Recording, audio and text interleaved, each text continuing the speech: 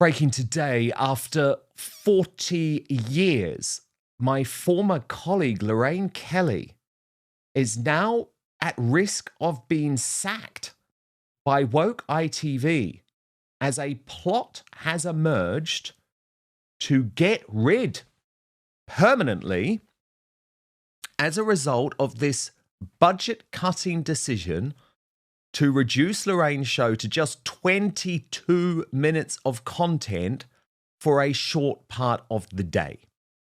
And I did warn that this was coming because woke ITV hired this dude called Andrew Dagnall to become the new head of news, and he has an absolute visceral hatred of Lorraine Kelly, a visceral hatred, and always vowed to get his revenge on the presenter who once told him off when he questioned whether an American guest called Amanda Knox would be able to understand her broad Scottish accent.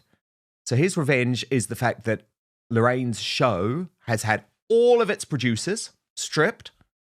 She now has no one actually working for her over these 22 minutes. She just has a pool of producers. And let's be honest, you don't need a 22-minute show at 9:30 a.m. So actually, probably what Lorraine should have done is taken the hint and walked in a blaze of glory. But instead, she's hanging on without any of her staff, and she's clearly sad about it, as she announced the other day. Everybody, it's Lorraine here. I'm just on my way to do a bit of babysitting, but just found out that my show has been nominated for a BAFTA, which is very grown up and fantastic. Of course, it's all down to my amazing team, especially Victoria and Helen Addis, who was the inspiration behind our Change and Check campaign. And there's not a day goes by that people don't stop me and say thank you for that campaign that has saved so many lives. It's just amazing. So thank you, BAFTA. Thank you to my great team. I love you all, and you've really cheered me up. But that was a real dig from Lorraine at ITV because, of course, that team have all been sacked. The two producers who she speaks about there, Victoria Kennedy and Helen Addis, were both sacked. So here's the report. And this is now a briefing campaign, by the way. ITV are directly briefing the media against Lorraine. And Lorraine, unfortunately, needs to know that the writing is on the wall. And look, I worked with her for a long time and we were very close. And I don't take any joy in this, but the game is up. Okay, this show is over. In fact, ITV Daytime is over. All of these shows will be gone soon because they're completely inauthentic. They gave in to the woke mob. They used to represent the working class people of this country, and now they represent the elite class. And as a result, people have switched off and they're coming to YouTube. They're coming to shows like this, and I'm so grateful for that. But here's the reporting from The Sun. The Lorraine show could face the axe after it was spotted that viewing figures in its time slot didn't drop significantly when it was taken off air recently. Host Lorraine Kelly sees her contract elapse later this year, around the same time the veteran presenter turned 67.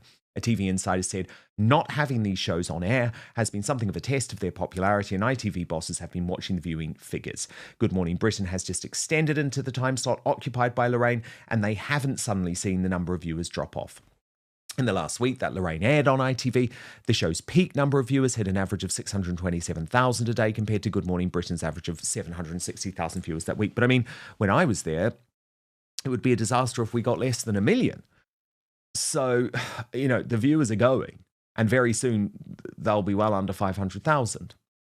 The following week, when Lorraine was off air, GMB's ratings hardly dipped at all at 717,000 viewers, despite the fact the show had extended into Lorraine's time slot. Now, why I know this is a coordinated campaign is it wasn't just The Sun doing this reporting. It was also this: fears for ITV's biggest stars as bosses under pressure to axe daytime favourites. Now, whispering suggests there's angst over whether there are ongoing plans for both programmes, Lorraine and Loose Women, to be axed. There are fears over the break becoming permanent, our ITV insider said. Although there was a huge reaction to the cuts internally, viewers have adapted to the change really well. It's been smooth sailing and obvious cost cutting. That's what has got ITV stars worrying, What if buses end up choosing to cull Lorraine and Loose Women permanently after realizing they can do without both? I mean, look, it's going to happen. They're all going to be culled. You're all going to be culled. Seriously, get a haircut, get a real job. You are over. Woke ITV will be gone soon. And that's just a reality. The Loose Women stars are worried too. Coleen Nolan saying she's worried about paying her mortgage amid brutal Loose Women budget cuts. She said, on the one hand, it's nice to have a bit more time off, but on the business side, I think I've got a mortgage to pay. We get paid per show, and I'm filming fewer shows, but it has given me more incentive to do other TV work. She said of the new Loose Women format, it will still be live, but there will be no audience, and I don't think they are having guests. I just feel like it will be a podcast, but on live television. But it could have been worse. They could have said, by the way, we're not recommissioning it. See you later. It's still here. It's still going. I love having the audience there. You know, when you get all the feedback from the audience and the adrenaline from the audience, so that's going to be really weird for us. TV is so different now, Coleen said. I mean, if you think of how many channels there are, the competition, I can't even count how many channels there are. It's a different era now to what it was 25 years ago. When I was a kid, there were 3 channels. That's how old I am. When I did the Cliff Richard series when I was 9, that went out on Saturday night, and there were 23 million every week watching that show. To Rafe Hadel-Mancu, fellow at the New Culture Forum. Rafe, look, it is certainly fair enough for the likes of Colleen Rooney to say that television has changed. Of course it has. There has been massive market fragmentation. But what's happening with woke ITV, Rafe, is so much bigger than that, because this channel gave in to the woke mob, to woke hysteria. These shows that used to represent our country. I mean, think of what Coronation Street was. It was the series about the working classes. We loved it because we saw ourselves in it. My family, who were all British, moved from Essex and Newcastle to New Zealand, £10 poms after the World War. But my God, Rafe, they never missed an episode of Corrie because they saw themselves in Coronation Street. Now, what happens now at the factory, Rafe, or at the Rovers? They're talking about trans issues. You know, ITV deserves to die, unfortunately, because it's completely lost touch with its audience. Now, when it comes to Lorraine and Loose Women specifically, okay, in some ways you can feel sorry for those 2 shows. They're the ones that are on the chopping block. But eventually, Rafe, it will be This Morning 2 and it will be Good Morning Britain 2. All of these shows are going to have to realise that the legacy of ITV no longer means that they have a guaranteed audience, because people now can come to platforms like YouTube or Substack or podcasts or Spotify, whatever it happens to be, and choose what to watch. And they are turning away from woke IT. Something feels off, and viewers are starting to notice. When a familiar face who's been part of people's daily routine for decades suddenly becomes the subject of quiet speculation, it rarely happens without reason. These kinds of stories don't just appear out of nowhere. They build slowly behind the scenes until something finally slips into public view. And now, with insiders speaking out and emotions starting to surface, this isn't just industry chatter anymore. This could be the beginning of a major shift, one that could change the entire landscape of daytime television. Why this story hit different? What makes this situation stand out isn't just the headline, it's the credibility behind the voices bringing it forward. In television, rumors come and go all the time. But when someone with direct experience of the system starts connecting dots, it forces people to pay closer attention. Because those kinds of voices don't usually speak unless they believe something significant is happening. And what's even more telling is how quickly the conversation has escalated from quiet speculation to something that feels much more serious.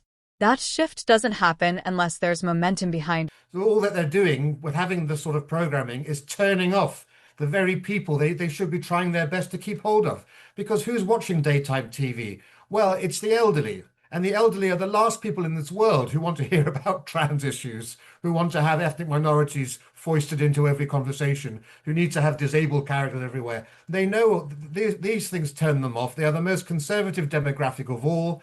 And it's almost as if the BBC and ITV together are trying to put off their core viewing voters, so their core viewers. So they deserve everything that they're getting, as far as I'm concerned. The problem with the conservative outlets is that we aren't producing fictional stuff. Everything we do is news-based, it's discussions, I suppose, like Lorraine and Loose Women, but we're not making conservative soap operas. We're not making conservative dramas. We're not even conservative. We're not just making nice traditional neutral stuff like we used to do, right?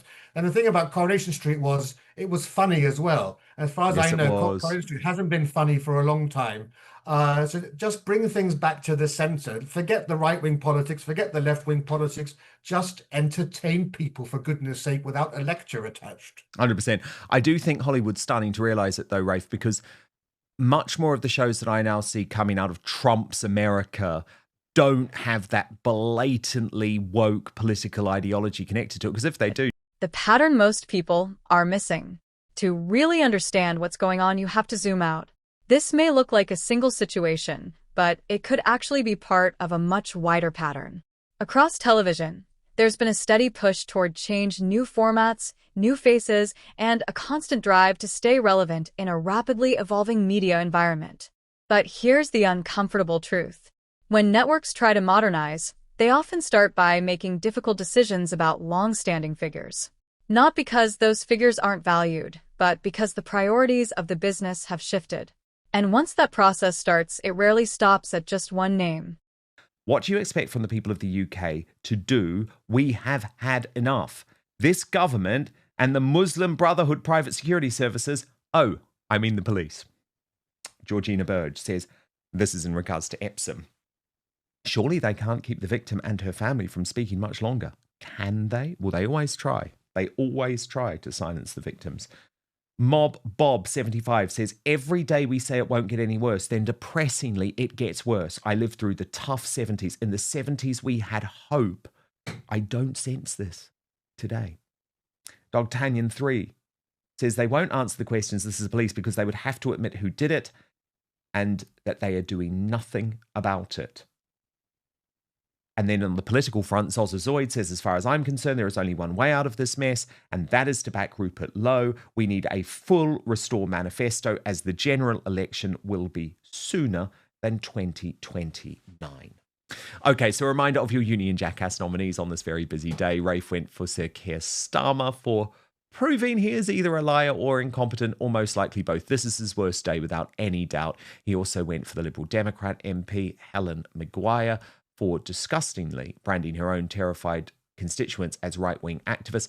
I went for Kevin Maguire because it's all well and good now saying, oh yes, Starmer's got to go. But what about taking some responsibility for the fact that you never did proper vetting on this guy? Because you knew he was a liar, but you were so desperate to get rid of the Tories that you were prepared to just forget that.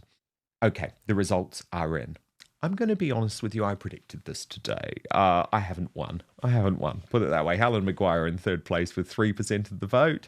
I'm the runner-up with Kevin Maguire and 5% of the vote. But today's Union Jackers, look at that graph. With 92% of the vote is Slippery Starmer. And Rafe, your choice for Greatest Britain is connected. Do you want to reveal who? Sir Ollie Robbins, a man who deserves his knighthood a second time, I think, or maybe a peerage, for exposing Keir Starmer as being not only incompetent and a liar, but an outright hypocrite and unfit for high office in this country.